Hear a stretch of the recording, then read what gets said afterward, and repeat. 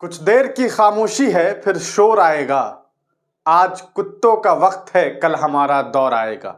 ये वो लाइन है जिस लाइन को पढ़ने की वजह से मुफ्ती सलमान अजहरी को एक दिन के लिए रिमांड पर भेजा गया। पहले 2 दिन के लिए ट्रांजिट रिमांड पर और फिर 1 दिन के लिए रिमांड पर।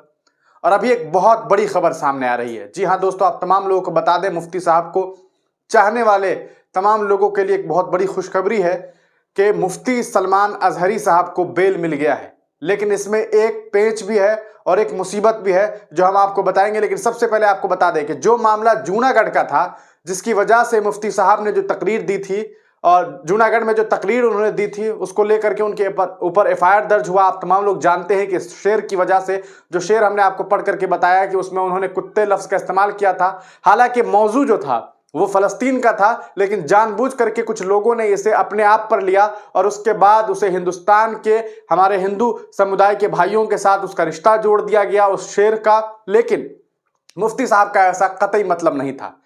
आप तमाम लोग जानते हैं इस पूरे मामले के बाद उन्हें मुंबई और मुंबई के बाद फिर गुजरात ले जाया गया और गुजरात में किस तरह से उनके साथ जो है वहां उन्हें रिमांड पर दिया गया, 1 दिन के लिए रिमांड पर। और अभी जो बड़ी खबर सामने आ रही है दोस्तों, खुद मुफ्ती साहब के प्लेटफॉर्म से जो साझा किया गया वो हम आपको बता दें ताकि आप पूरी तरीके से आपको यकीन हो जाए। ये मुफ्ती साहब का प्लेटफॉर्म है। वैसे तो आप तमाम लोग जानते हैं कि मेरी तरफ से जो भी खबर आप तमाम लोगों तक पहुंचाई गई है वो बिल्कुल भी अभी तक कोई खबर ऐसी नहीं आपको मिली होगी जो कहीं ना कहीं कहा सकता है कि गलत हो। तो ये आप देख सकते हैं, ये मुफ्ती सलमान अजहरी साहब के तरफ से has been granted bail by the court in Junagadh. हमने आपको पहले ही बताया कि एक खुशखबरी हमारे पास ये है कि जूनागढ़ से जो है हमें राहत मिल गई है। लेकिन हमने आपको दिन में ही एक खबर बताई थी कि किस तरह से मुफ्ती साहब पर एक और जगह केस हो गया है। तो उस मामले में but another FIR has been registered in Kutch, so they will be under the custody of the Kutch police and produced before the court in Kutch tomorrow. मतलब सबसे बड़ी बात यह है दोस्तों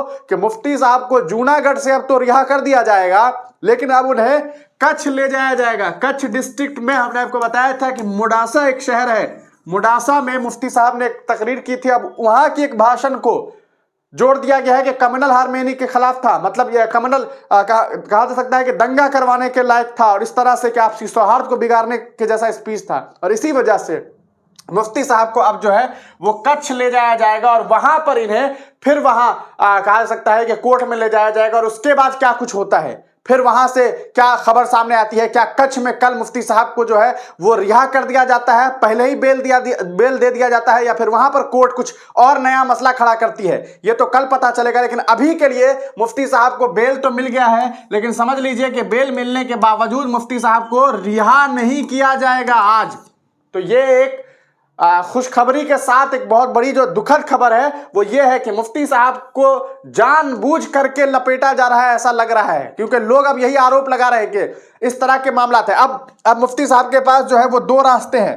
पहला तो ये कि कल इस पूरे मामले को देखेंगे और इनके वकील के पास जो मुख्ता रास्ता है वो ये है कि जूनागढ़ का जो केस है दोस्तों, कहाँ का, जूनागढ़ का जो केस है एक, दूसरा जो कच्छ का जो केस है, मतलब ये दोनों जगह की स्पीचेस पे जो केस है उन दोनों को इनके वकील साहब जो है वो हाई कोर्ट से कंबाइन करवा लें। क्या करें, कंबाइन करवा लें, ताकि दोनों मामला हाई कोर्ट में जाए और उसे कंबाइन केस बना करके इस केस के मामला को समझा जाए और लिया जाए। वरना जूनागढ़ का भी केस चलता रहेगा और फिर कच्छ का भी, और फिर अभी तो यहां से इन्हें जो है वो बेल मिल गया है, लेकिन अब यहां से इनके लिए एक मुसीबत बना दी गई है।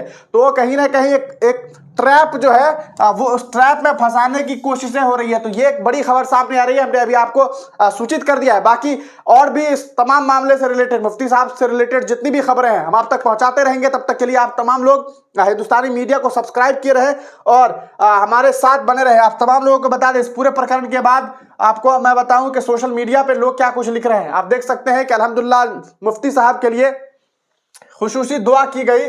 पूरी उम्मीद है कि हजरत जल्द बाइज्जत बड़ी किए जाएंगे इंशाल्लाह। तो ये तमाम बातें अब लिख रहे हैं। मुफ्ती सलमान अजहरी साहब को फर्स्ट FIR की बेल मिल गई है, पर जहां पर दूसरी FIR हुई है वहां लेकर जाएंगे। अल्लाह ताला शब मेराज के सदके तुफैल हर बलाओं से उनकी हिफाजत फरमाए। लोग दुआएं जो है सोशल मीडिया पे लिख रहे हैं, मुफ्ती साहब team should approach high court for combining all FIR at one place. मैंने आपसे पहले ही कहा कि ये एक रास्ता है कि तमाम को, they can show Akbar Owaisi sahab case as an example. Akbaruddin Owaisi के साथ भी इस तरह के मामला विवाद थे तो हाई कोर्ट से दोनों को कंबाइन किया गया था। तो इस तरह से करने की मांग हो रही है। They are using this modus operandi just for votes to keep Mufti sahab in custody for significant amount of time. मतलब मुफ्ती साहब को जानबूझ करके कस्टडी में रखने की कोशिशें हैं, साजिशें हैं, ताकि वोट बैंक बनाया जा सके भारतीय जनता पार्टी के द्वारा। ये बातें लोग जो है सोशल मीडिया प्लेटफॉर्म पे कह रहे हैं। तो ये पूरा का पूरा जो मामला है वो हमने आपको बता दिया है। आगे हम तमाम अपडेट आप तक पहुंचाते रहेंगे। तब तक के लिए दीजिए इजाजत, फिर मिलेंगे किसी नई वीडियो के साथ, किसी नई पेशकश के साथ। आप तमाम लोग दुआएं करते रहिए और अगर आप मुफ्ती साहब के चाहने वाले हैं तो कमेंट सेक्शन में हमें तमाम चीजें आप बता सकते हैं